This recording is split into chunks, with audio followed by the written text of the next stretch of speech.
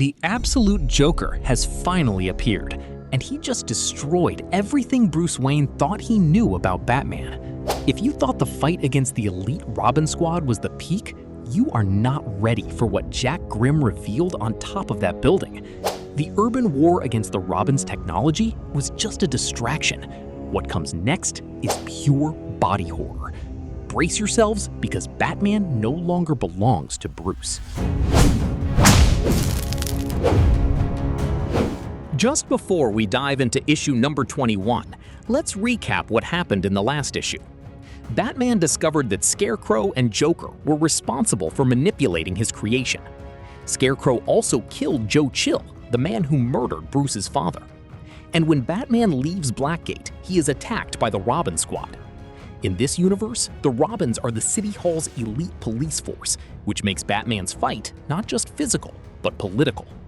Alfred wanted him to run, but Batman, as you know, always stubborn, decided to stay and fight.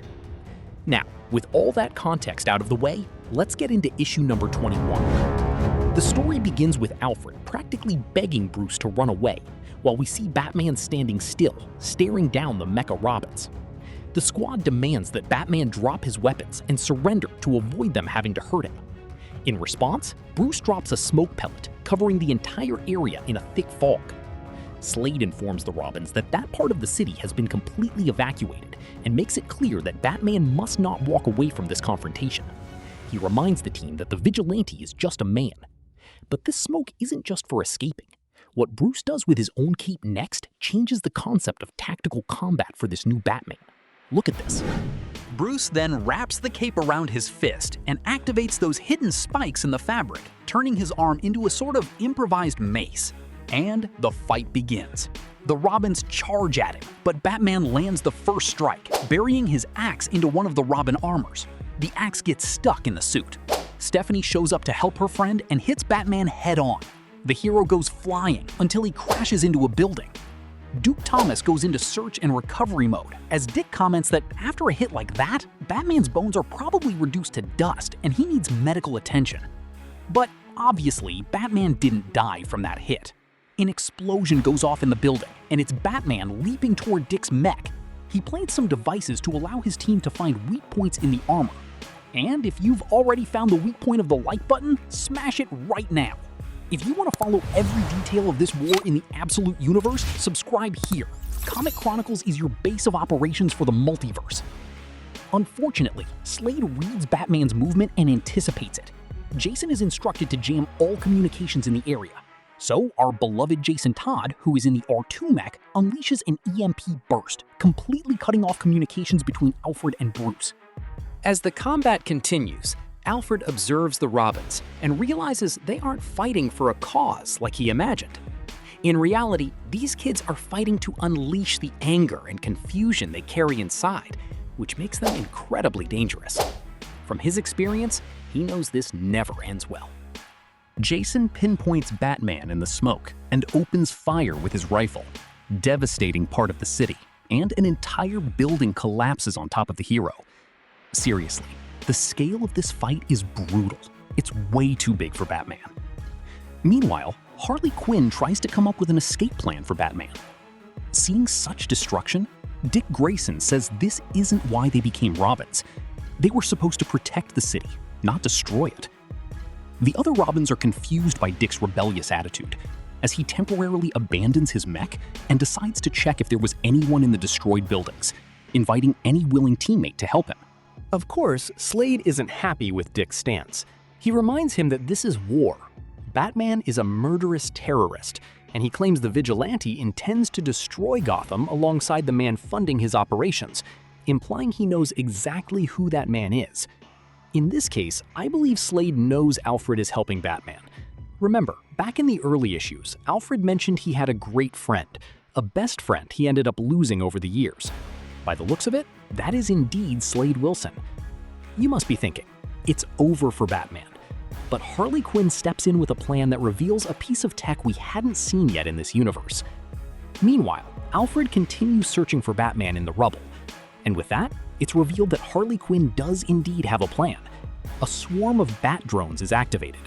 These drones attack and disrupt the Robin mech's sensors. Amidst the chaos, one of the drones finds Batman, buried in the wreckage, and grabs him, lifting him high into the air without the Robins noticing. Alfred also mentions in narration that he actually talked to Bruce after all this. He said everything was going to be okay, but just like before, Bruce didn't seem to listen to him. You guys know, right? Stubborn Batman, wounded ego. After getting beaten here, it's best not to talk to him. After this sequence with the Robins, the story presents a flashback for Bruce. We see that he is still working for Carmine Falcone as his personal bodyguard. The mob boss brags to his friends that just having Bruce around is enough to make people pay their debts. The conversation is interrupted when James Gordon shows up. Falcone tries to intimidate him by mentioning he knows all about Barbara graduating as a cop. Gordon ignores these provocations and says he's just there to talk to Bruce for a minute. Ashamed because he's a cop, Bruce avoids eye contact and keeps his head down. He hates the position he's in, but he knows he needs to keep working to pay off his debts to Falcone. The officer respects his decision, though he reminds him that Oswald and Waylon also helped pay off part of that debt. Even so, Bruce insists he needs to pay his friends back on his own terms. He is there by his own choice, not because he was forced. Gordon adds that Bruce's parents helped him overcome similar feelings when he was younger, and now he feels an obligation to do the same for their son. He even says this is the debt he owes Bruce's father. Grateful, Bruce apologizes for what he's about to say next, which is calling Gordon a pig, a derogatory term they use for cops. Of course, Falcone loves hearing this. After all, it takes a lot of guts to call a commissioner that to his face. Before leaving, Gordon leaves one last piece of wisdom. He claims that baseball bats actually have a sweet spot, and that is exactly where their strength comes from. Here again, there's a double meaning in this story, right? I liked how they used bats in these two contexts. After all, Batman himself, in the future, will have a weak point, but that's what makes him strong. Which, in this case, I think they'll say are Bruce's friends, or something like that. And if you think this flashback is just filler, Gordon's last line here is the biggest foreshadowing for Batman's weak point that Snyder has ever written. Back in the present, Gordon's funeral takes place. Barbara delivers an emotional eulogy and admits she doesn't know how to sum up her father's life, as she has way too many memories to just pick a few. Her father always had open arms to help anyone be better. He never gave up on anyone. And Bruce watches everything from the shadows, high up on the church roof. His friends are also there. Then Barbara concludes by saying that if there is still any light left in Gotham, it lies in people's ability to reach out to one another when someone falls. After the ceremony, Harvey Bullock comforts Barbara with kind words. Dick Grayson also shows up, along with the rest of the Robins. They promise to do everything in their power to bring Batman to justice. Jason even insists that Batman deserves street justice, not courtroom justice. But Dick disagrees that this is the best time to talk about it. Barbara recognizes Dick as the paramedic who had previously helped several victims in conflicts involving Batman. And we actually saw this throughout the Batman comics, right? Dick showed up in some issues as a paramedic. Dick argues that she doesn't know about all the destruction caused by the vigilante, but Barbara claps back, saying the Robins have no moral high ground to point fingers after practically demolishing a building. The conversation ends when Barbara warns Dick not to use her father's name as a justification for hunting Batman. According to her, James Gordon would have far more sympathy for the Bat than for the Robin initiative. Tell him, Barbara, no holding back. And if you want to see Barbara and Batman's looks in high-definition art on your shelf, I've left links to the Absolute Universe comics and special editions that expand this universe on Amazon down in the description and the pinned comment, or through our YouTube shopping shelf popping up in the bottom corner of your screen. By buying through there, you support the channel so we can keep bringing you these complete breakdowns. And it's clear here that Barbara is on Batman's side. She didn't fall for this narrative that Batman killed Gordon. And after I finish telling the story, I'll talk a bit about a spoiler DC revealed recently regarding Barbara Gordon. While Barbara Gordon buries her father, a secret meeting is taking place. Penguin, Harvey Dent, and Riddler are starting to turn into the monsters we know, and the reveal of Waylon's amulet is what seals this group's fate. They mourn Gordon's death. The four of them discuss whether Bruce really killed James. Waylon Jones believes he didn't, But Harvey and Edward aren't so sure. They conclude that Bruce had been heading down a dangerous path lately. Wayland himself had said as much. The truth is, they are all heading down a strange path. Oswald no longer sees himself as Oswald, but as Penguin. He recently killed some people who were after him. Harvey Dent has been tracking a guy named Victor, a criminal who was acquitted because of an anti-Batman judge. Now, Harvey is thinking about killing him, but he's no longer sure of who he is. That's when Oswald interrupts and says no one there is the same as before. He is now Penguin. Harvey is called Two-Face by some people. Eddie is the Riddler, and Wayland is Croc. They are monsters. But Wayland disagrees, saying he doesn't even believe that. However, Penguin takes Wayland's pendant, and he reverts back to Killer Croc. Riddler asks everyone to stop to avoid a fight. The truth is that Wayland believes in everyone there, and they need to help each other out, including Bruce. And now we jump back to Batman. Later, Bruce returns to his construction job and overlooks Gotham City from the top of a building under construction. His boss calls him over to meet some investors, but he just watches the scene from afar. Now, the moment that justifies this video's title. Bruce Wayne, working on the construction site, is approached by a man in a suit. Jack Grimm, the Joker.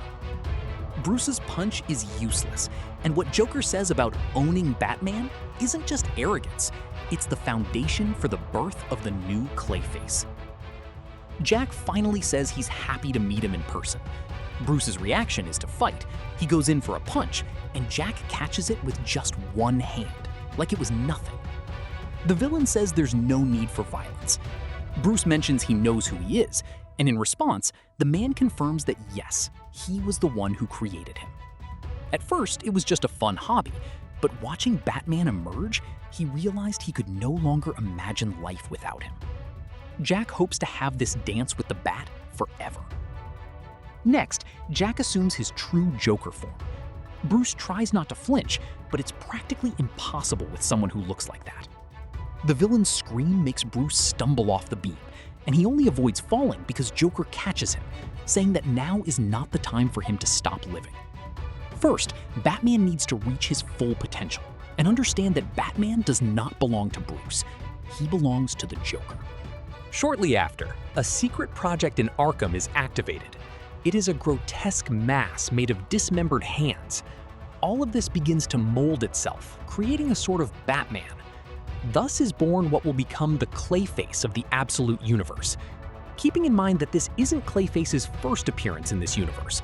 He already made an appearance in the Bane saga, but it's now that we should start seeing him as a villain. Here actually is the artwork that DC released. And if you want to know what Clayface and other villains' first appearance was like in Absolute Batman, click on the card popping up on your screen. It's a video covering the complete Bane saga from start to finish. Go watch it to catch every detail.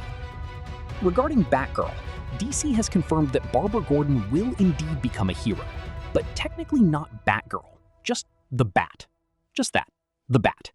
We'll be seeing her soon in upcoming issues. In concept art, we can see she uses the gun that shoots electrified mini batarangs, which showed up in the early issues of Absolute Batman, and she's wearing her father's trench coat. That look is so badass. So guys, what did you think of Absolute Batman issue number 21? Look, I'll admit this was a slightly weaker issue of Absolute Batman. I did like that Batman met Joker, but I was expecting an issue almost 100% focused on action regarding the Robin situation, yet they wrapped that up in just a few pages. I don't know if they couldn't have pulled off a better fight there with the Robins and Batman. I also found it somewhat weird for Joker to already be telling Batman that he loves this dance they do, because they barely just started doing it. Like, okay, he created Batman way back, but I don't know, I feel like there isn't much context for this dialogue, you know? I think it was left in just for the reference, that Batman and Joker are always playing their little games with each other, but I'm not sure if that line felt organic here. That's just my opinion. I still think the issue was fun and cool. Scott Snyder might have made his first mistake here. Joker is acting like they've known each other for 80 years, but they literally just met. So what do you think? Lazy writing or brilliant meta commentary from Scott Snyder? The debate is open in the comments. And if you think Batman is in deep trouble, you need to see what DC did with Selina Kyle. Absolute Catwoman just debuted, and she is the perfect balance between what worked and what was missing in this issue of Batman. Click right now on this video appearing on the screen to understand why Absolute Catwoman is the biggest surprise in this universe so far. I'll see you there.